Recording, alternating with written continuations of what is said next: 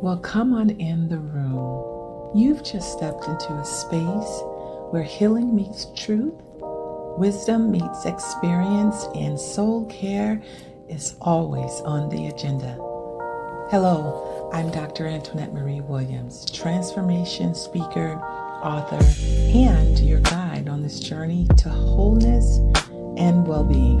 Each week, we'll pull up a chair, pour into one another, and unpack real life conversations about healing, growth, relationships, faith, and family, and the beauty of becoming. This isn't just a podcast, it's a sanctuary. So take a breath, relax your shoulders, and come on in the room with Dr. Antoinette Marie Williams. Well, hello there. Come on in the room with Dr. Antoinette Williams. I am so glad that you have decided to join me on today. We are on episode 5. Wow, it went so quick, right? And before we get started, we have a couple of things that we have to do. One of those is breathe. So we're going to take an opportunity to pause, to breathe, and do our sacred check in. So let's do two things. On last week, we spoke about putting your right hand on your heart, and we spoke about putting your other hand on your abdomen or on your stomach. And so we're going to just do some deep breathing today. We're going to inhale. We're going to do it 3 times. We're going to inhale. Let's go. 1, 2, 3. Inhale. Exhale. So we're going to inhale through our nostrils. We're going to exhale through our mouths. And just to take this time to disconnect and to declutter. Let's do it again. Hand on the heart, other hand on the abdomen. Ready? 1, 2, breathe.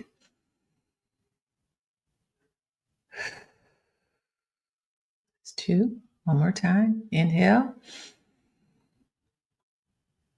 Exhale. So, how was your day today? I hope that everything that you intended for your day to accomplish, it has accomplished that. And your week. How did things go this week? I hope that everything went well. So, we are episode 5, and today's message is faith ain't passive. And I know we're going to get into some things today where it might take you out of your comfort zone, but that's okay because that causes you to grow. And so, as we like to say, if you're not expanding, it's difficult to grow. So, we're going to take you a bit out of your comfort zone today. So, I know a lot of times there's a lot of things that's going on in the world. And many times as we go through the week, we're really concentrating on, let's say, for instance, if you have a 9 to 5, we're concentrating on that, or we're concentrating on our kiddos. And so today I want you to kind of think about where your faith is and just really, really recognizing that faith, this walk of faith, you can't do it and be passive, right? It's not wishful thinking. You hear people say, well, I wish I did this, or I wish I had this. There's no such thing. There's no star that you can wish upon. That's a fairy tale. So that's the reason for the title of this today, that faith is not passive. There's some things that you have to do when it comes to getting those things that you want, getting those things that you actually desire. And so it's not hoping for change. You hear a lot of times where people are saying, oh, I hope that this is going to happen and I hope this for you. But I will tell you this, that hoping it sounds really good, and it sounds really like it has a lot of civility in it. But at the end of the day, there has to be a movement when you're talking about faith. There has to be something that you are doing. And we're going to talk a little bit about how faith is actually a movement. So today I'm going to talk to you a little bit about how the faith that I know taught me how to walk while the ground, around me was still forming. And many of you are in that same situation and you are trying to figure it out, and you just need a little bit of reflection, and you need a little bit of time where, as you're going through your day to day and the ground is still forming beneath you, you can still have the faith to say, I believe that this is what's going to happen. However, with you believing that, that also means that you got to do something. You got to put some muscle behind it, right? And so when we talk a little bit today about how many times we pray for things like, I want this job, God, I want this job, God, help me with this job. And what we don't do is we don't apply either as my grandmother would say, let your fingers do the walking. You can't pray for a job and not apply for a job. I know sometimes we've heard some things like, God is just going to do it. Well, yeah, there's some things that God and our Most High is going to do, but you're not going to get that job if you don't apply. I don't care. People a lot of times say, well, I'm looking for a miracle. Why do we always have to be looking and searching for a miracle when all we have to do is put forth effort, do our part, and then God can say, you know what? I see that you are faithful over a little bit of stuff. Then I can come in and I can help you move things. I can situate you in positive and great situations, but it's not just going to happen. There's a song I used to hear to say, I'm looking for a miracle. I'm expecting the impossible. You can look for the miracle, but why do we always have to wait for the miracle? You can't ask for peace and keep entertaining chaos. Oh, I know. We expect this person in the sky. Oh my, we expect this person in the sky or the spirit in the sky just to make all this stuff happen. And that's not reality. That it really is not reality. So we're asking for peace, but we keep positioning ourselves and entertaining chaos. So, do you really want peace, or do you really just want to be honest with yourself and say, I kind of like a little chaos? Mhm. Mhm, mhm, mhm. So my other example is that how we keep saying, I want to be healed. I just don't want to be in these type of conversations, but you keep entertaining gossip, not just once or twice a week, but every single day. You have to be careful of what you think. You be careful of what you hear, and most of all, be careful of what you speak. Because many times our conversations are really like drinking poison. So what's more important to you? The itchy ears and hearing what Sue did, or Jackie did, or Leon did, or John did, or Larry did? Or do you want to clean out all of that negativity? And do you want to be healed? Because this is what I know for sure, is that faith requires alignment. So we can't say one thing on one end and then on the other side we're saying something else. If they don't align, it will not happen. It will not happen. No matter how much you pray for it, no matter how many people you know and that you have contacts with, if you are not in alignment with what you're saying, and it's not just about what you're saying, but also what you're demonstrating. I used to say this: faith is love is not just what you say, love is also what you do. So we got to think about that. So, as we get in this today, I want to talk a little bit about the illusion of passive faith and what that means when we've been taught to pray, we've been taught to wait, we've been taught to sweat, we've been taught to speaking tongues, we've been taught to the longer your dress or your skirt is, the more holy you were. We've been taught red lipstick is bad. That's evil, and that made you a scarlet letter woman. Where are we getting this stuff from? So we're going to talk about those are all illusions of passive faith. But let's not forget that the scripture says faith without works is dead. Yeah. Faith without works. Remember the analogy that I gave before? You want a job, but you didn't apply for something.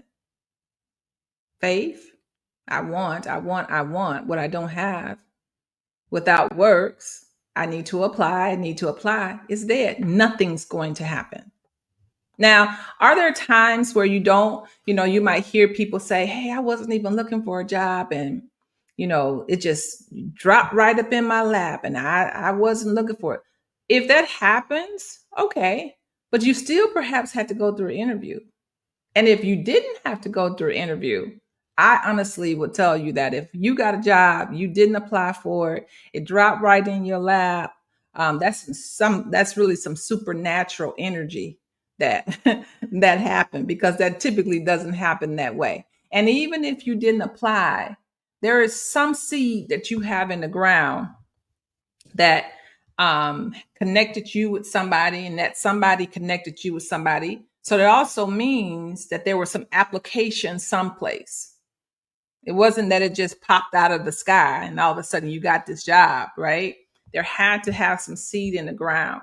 So my point to you is that sitting in fear while calling it patience is not faith. Oh, that's good. Let me say that one more again for the people all the way in the back.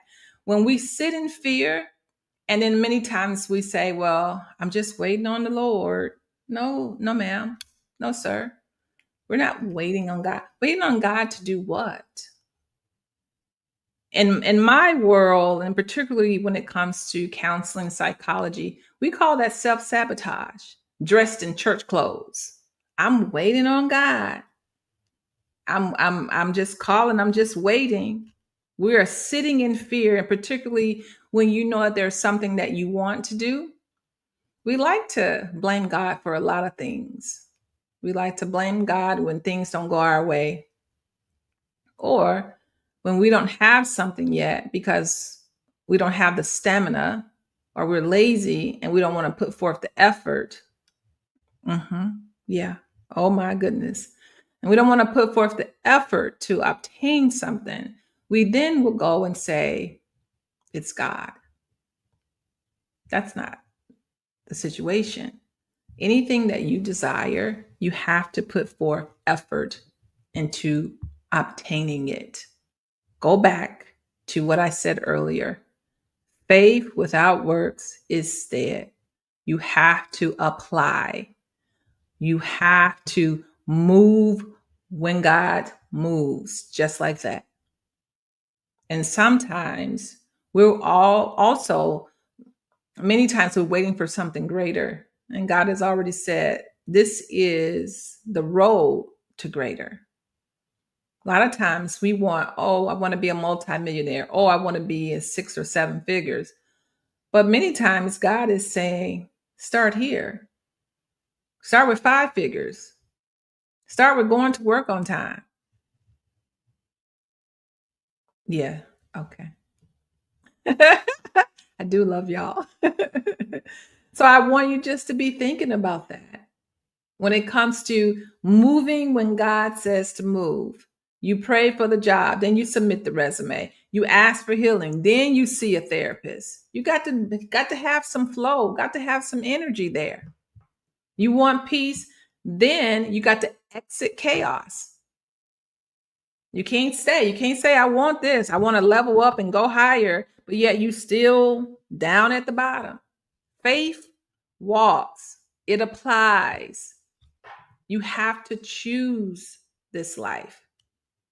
You have to do that. And is it easier or is it more familiar to do what is familiar? Chaos is not always easier, but it could be familiar. So you have to assess yourself to say, why am I still doing the same thing, trying to get and wanting to get a different result? I heard somebody say that that's called insanity. So where is your faith? Where is it? So let me ask you about this. When it comes to your own spiritual actions, what does that look like every single day? What do you do when you wake up in the morning? Is the first thing you do is picking up a cell phone? Is that the first thing you do? Do you pray? So if you want substance, substance calls for you to do something. Can't have substance without an action plan.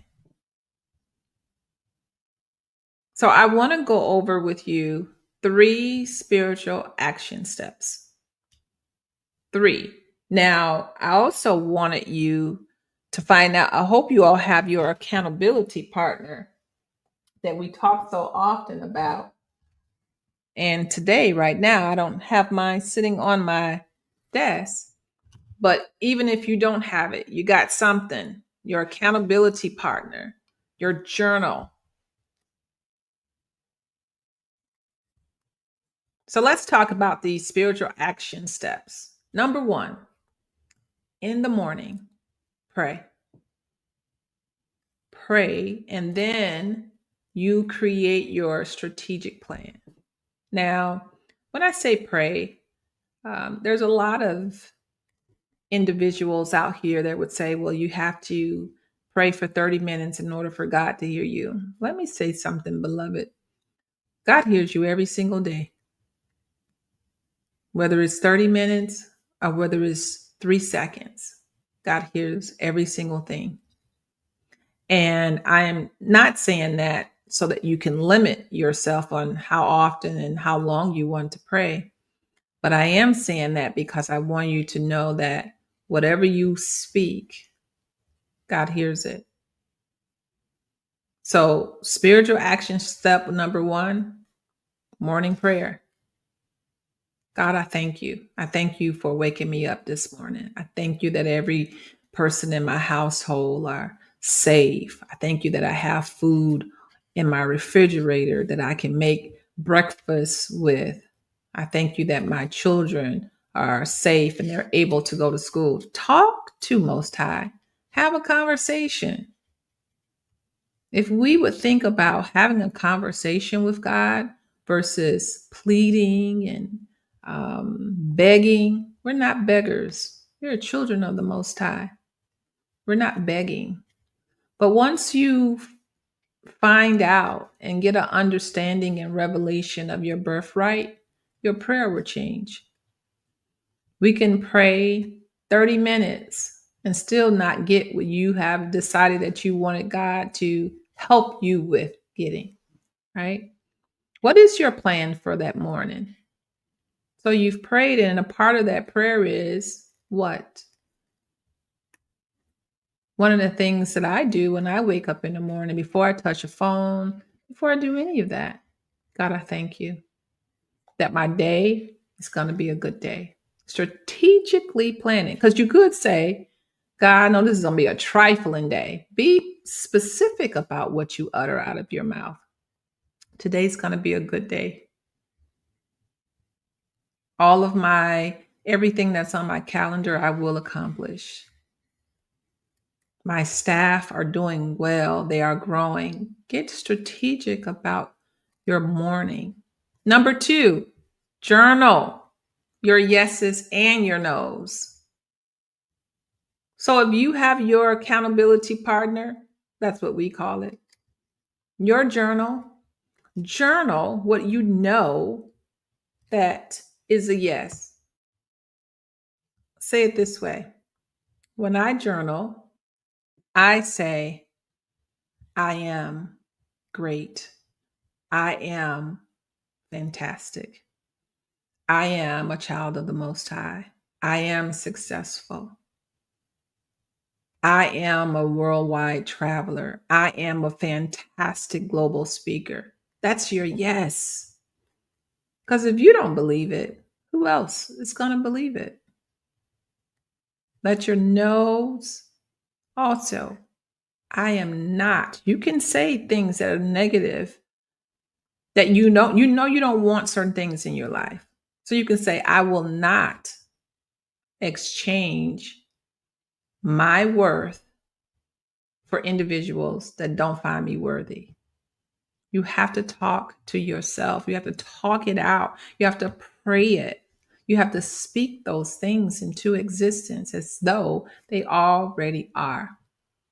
And this is my challenge for you on this number 2 is refrain from saying, I'm going to do. Give you an example. Refrain from saying, I am going to be great. Going, the ing, never happens. It continues to move. Going to be. I am going to be wealthy. My children are going to be, my children are going to always get A's and B's in school. My husband is going to love me the way that I want him to. That you keep moving the marker. So instead of saying that, I urge you to say, my children are great. My children are successful. My husband does have the best vision for this family. My husband is. You are calling for what you already are speaking out of your mouth. Okay? Number 3, take one aligned action every day. Just one thing that you say to yourself, I want to make sure that this happens. One thing. And that could be, depending on your schedule, you could say, today will be a great day because I love myself. And in that action step, you demonstrating how much you love yourself. Sometimes when your schedule is open, where you may not, if you have a regular 9 to 5, or you're a stay-at-home mom or stay-at-home individual, where you always feel like you have to fill your plate. You don't have to fill your plate with everything. So in step number 3, taking one aligned action every day. What is in alignment with who you are? Move forward towards that.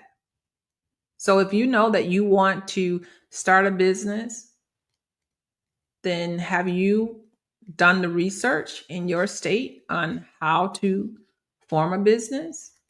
Is it going to be a C Corp? Is it going to be a LLC? Is it going to be an S Corp? Is it going to be one member? Is it going to be a partnership? Have you done that part so that you are aligned with what you want to be able to see in the future? I want to tell you this quick story. I remember this was years ago where I had an opportunity to go and to speak in South Africa. And I had every reason to say no. I had 4 children that were minors. I didn't want to take a 23-hour each way flight. I didn't necessarily know what the expectation was. didn't necessarily have all the money to go. And let me say this to you. Sometimes you can be scared or frightened and still be called. We all are called to do something great and magnificent. So sometimes you're scared or afraid, and then you still have a little bit of excitement. And that's okay. It's okay for that to happen. But I will tell you this, sometimes doing the right thing or the thing that is good for you, or even the possibility that's good for you, can change your life. And so I went on that trip the first time, and it changed my life. It changed the way that I saw the world. It changed the way that I saw myself. Mm. It changed my relationship with God, with Most High, that how many times my brain was very limited because of being in Western society. And so to be on another continent, it changed the way I saw myself. It changed my wants, my desires, and my capabilities. In business, we call it a capability statement. And you may have your executive summary, but then you also, if you're looking for grants, you have what's called a capability statement. And in that capability statement, you're basically saying, this is what I'm able to do. When I went to South Africa for the first time, it opened up my eyes of my own capabilities. I saw people that looked like me, that looked different than I. But what I also felt was God's Spirit saying to me, I have not limited you. You are limiting yourself. And so I'm very grateful for that. And I tell you that story because many times we will blame other situations, we will blame other people, and we will say, I don't have this because of you doing that. Well, I'm here to let you know, if it's something that you don't have, it's not because of other people. It's not. 99.2%. It's still not, right? Your faith is a seed. And in this seed, in order to see a result, you have to do what? You have to plant it. You have to plant a seed. Because if I just had a seed in my hand right now, it looks nice, maybe. It has potential, maybe. If it's a good seed, but any seed has to be planted. And you have to plant that with action, right? Water it with trust. You have to believe that what you're saying, what you're speaking, your actions, your faith is going to go someplace. So think about this. Your faith is a seed. Plant it with action, right? So you may have to do some research, but plant that seed. Plant that seed. If you don't plant the seed, nothing's growing. Whether positive or negative. To every action is a reaction, right? So plant it with action and then water it with trust. Trust and believe it's going to happen, even if you don't see it. I've been speaking something now for 20 years. Hasn't manifested itself yet, but it doesn't mean that it wasn't planted, because it was planted. I have the faith and I still believe it, and I keep watering it. I keep watering it, and then eventually it will grow. Now, depend on what type of seed you have. You get to decide on what type of seed that is. Do you have a seed where if you want to start a business, you have a certain job that you want to obtain, you have certain stocks that you want to be able to purchase, you see your children, whatever it is, your faith is a seed. Plant that seed. Plant it. Okay. Good soil, plant it, water it, trust and believe it's going to happen, and watch it grow. Be careful now, because it didn't say the faith of a good mustard seed. It just said the faith of a mustard seed. Any seed is going to grow. Got to find out what kind of seed that is. There's a scripture in the Bible in Hebrews 1. It says that faith is the substance of things hoped for, not the fantasy, but the substance. It's the substance of things that are hoped for, right? It also says at the end of that, faith is the substance of things hoped for, the evidence of things not seen. Okay, so substance means action. So those daily decisions, those small steps, think about those things. And what would it look like to move today like the door is already open? Oh, that's good. What would it look like today if you believed that the door is already open? You get to decide on what that looks like. That's how you walk and step into faith. There's a lot of stuff that we could say I want and I see, but I don't see it right now. It hasn't manifested itself. But just because you don't see a thing don't mean it ain't there. Ooh, ooh, ooh, ooh, ooh, ooh. Just because we don't see wind, but we feel it. We know it's there. So I want you, as I close, I want you to be thinking about a couple things. I want you to think about this and put this in your accountability journal. If I could do anything, what would it be? That's one.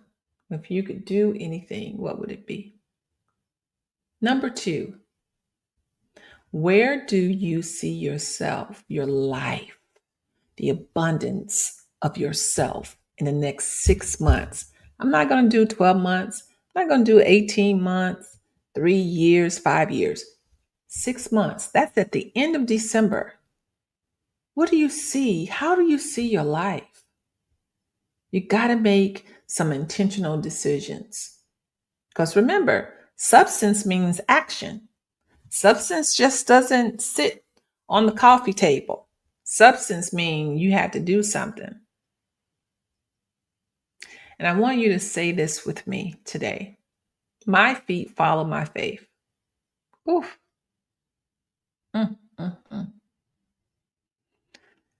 Your feet follow your faith.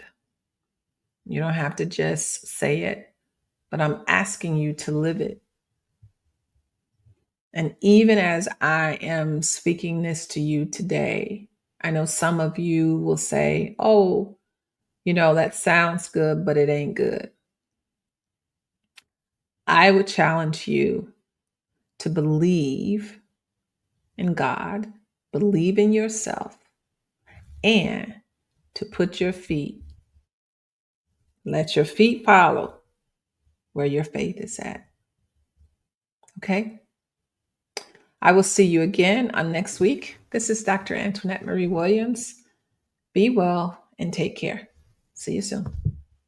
Well, come on in the room. You've just stepped into a space where healing meets truth, wisdom meets experience, and soul care is always on the agenda. Hello, I'm Dr. Antoinette Marie Williams, transformation speaker, author, and your guide on this journey to wholeness and well-being. Each week, we'll pull up a chair, pour into one another, and unpack real-life conversations about healing, growth, relationships, faith and family, and the beauty of becoming. This isn't just a podcast. It's a sanctuary. So take a breath,